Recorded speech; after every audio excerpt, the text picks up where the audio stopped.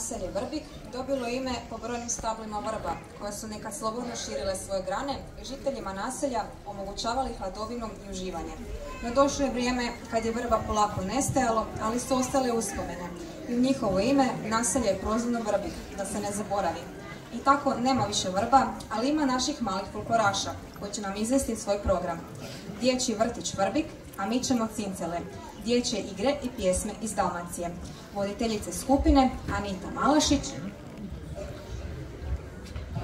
Izabela Glavač-Topolovec i Mirjana Rogić. Koreografija Lucija Lukanec, Ivana Vladić, Vlatka Karatović i Mateja Stanin.